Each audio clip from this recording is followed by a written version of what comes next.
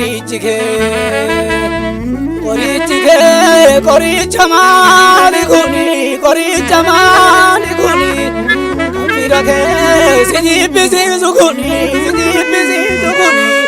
kanalaga sijalani sukuni Oromia biyako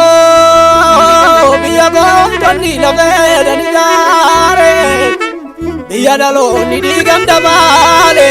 kosona bida siegu duga bidam tenare ilma jechun ilma habat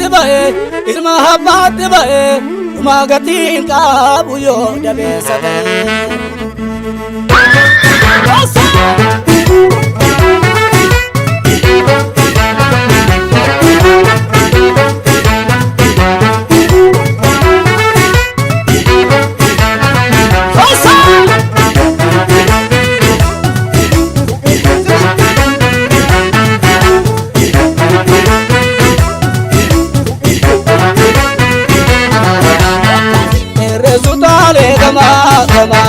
Debi saba abasiye geda ba dukan karakaba resumale gama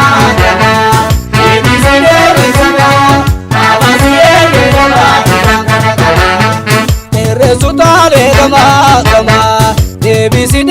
saba abasiye geda ba dukan karakaba resumale gama debi saba abasiye geda ba dukan karakaba Gadi koi himi ruga jirtunuti Nebisire bisaba Navi appa biyumma siga fannuti Nebisire bisaba Akkata denjere lalonni barate Nebisire bisaba Diya lafeef diigani jaarre jarri dagate Nebisire bisaba Abasiye geeda baalugaan karra qaba Nebisumbaale gama gama Nebisire bisaba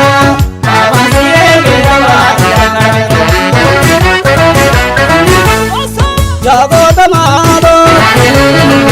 kota sababu, dia hamba keti, ada garin alu. Jagota malo, kota sababu, dia hamba keti, ada garin alu. Ya kero kai roban,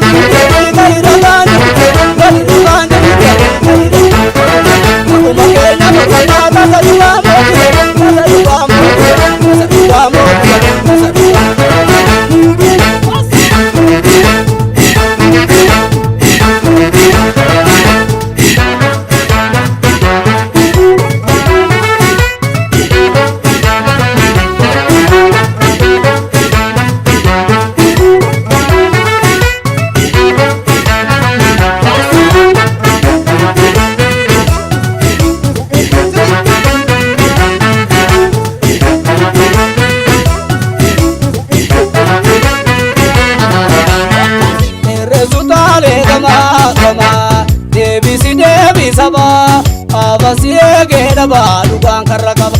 resumale gama debi saba abasiye geda baalugaan karra qaba resumale gama debi saba abasiye geda baalugaan karra qaba resumale gama debi saba abasiye geda baalugaan karra qaba Debi kana lugaan jirtuifa Debi suri dukab soniti ufa Debi saba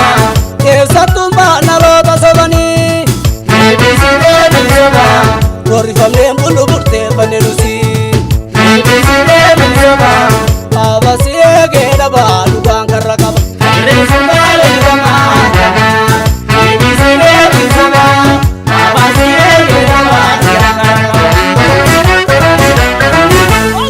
Jagota malo Kota sababu Dia hamba keti Ada garin alu Jagota malo Kota sababu Dia indaal yaa keroo kayira baantu kerri kayira baantu kerri kayira baantu kerri kayira akkuma kee nama fanaata sadiwaa